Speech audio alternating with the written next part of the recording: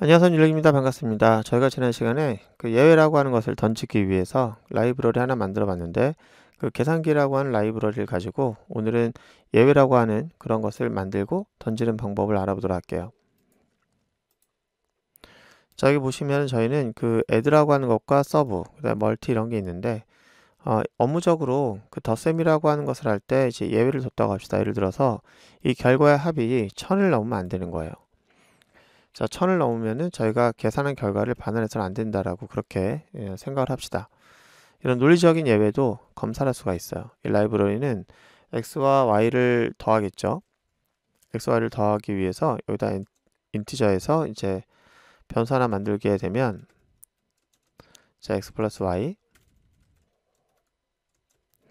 자, x와 y를 더하는 그 결과를 봤더니 그게 1000을 넘는 거예요. 그러면은 여기서는 어떻게 한다? 그 값을 반환하면 안 되고, 그렇다고 해서 그 값이 문제가 있다라고 하는 것을 리턴으로 던져서도 안 되는 거죠.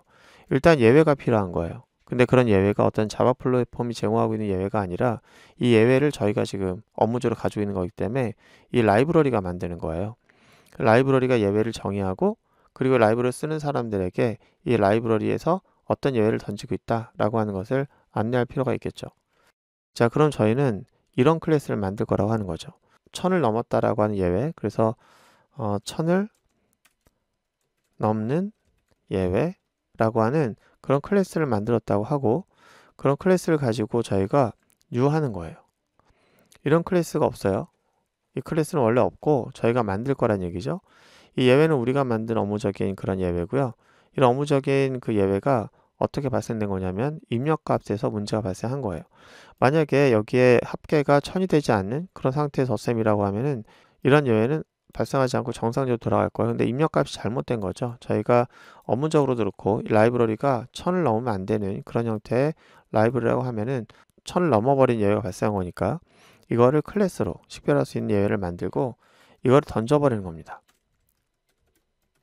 이때 던질 때는 예외를 던지는 거기 때문에 이 클래스는 반드시 여기서 던져지는 것이 반드시 예외 객체만 던질 수 있기 때문에 얘는 예외를 상속받고 만들어져야 돼요. 자, 마우스 갖다 대고, 자, 여기서 create 클래스 보시면 뭐 간단하게 얘가 만들어 주니까요. create 하게 되면은 얘가 저절로 여기 뭐가 만들어지냐면 이 슈퍼 클래스가 exception으로 선택이 돼요.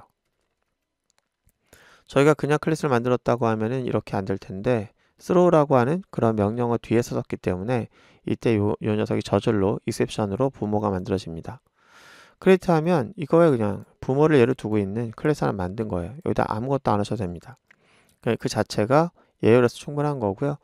그리고 재밌는 거는 얘가 던진 건데, 여기에서 던진 건데, 던져진 게 이제 여기서 처리하라고 제일 먼저 얘가 받게 돼요.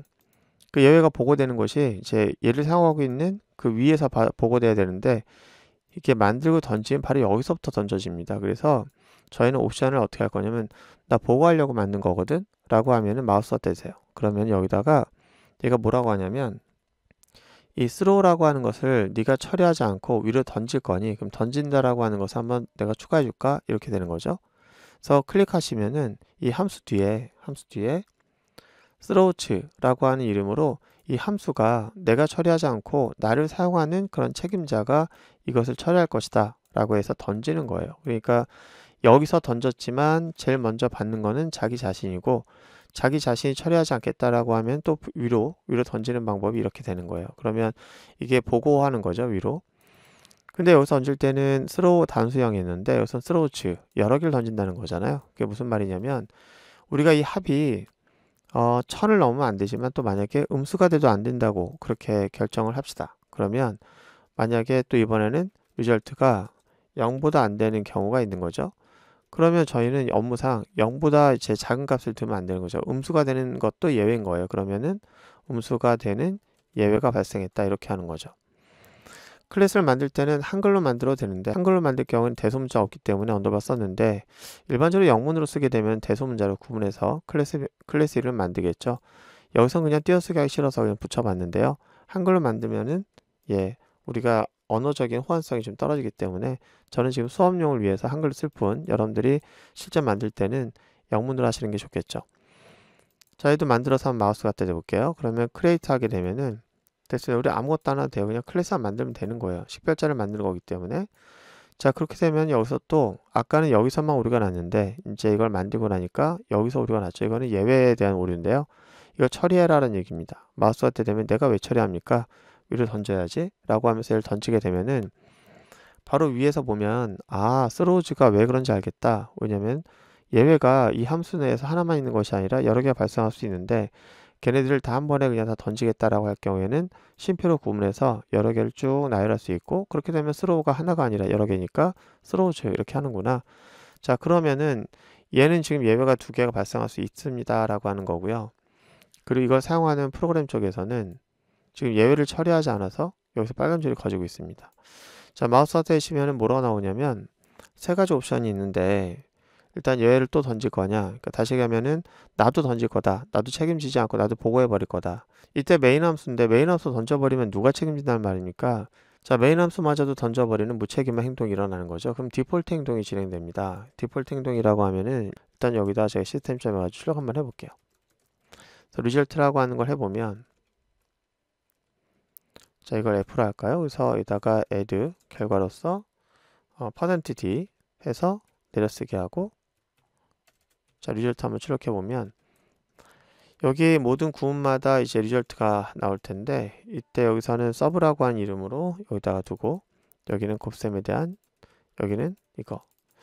좋습니다. 이렇게 했는데, 자, 한번 실행해 보면은 이 예외가 여기서 던져지게 되고, 만약에 이것이 예외를 던지게 되면은 프로그램이 여기서 끝나버리게 돼요. 왜? 메인 함수에서 던져버렸으니 이걸 누가 받게 되냐면 보고받는 거는 자바 런타임 환경이에요.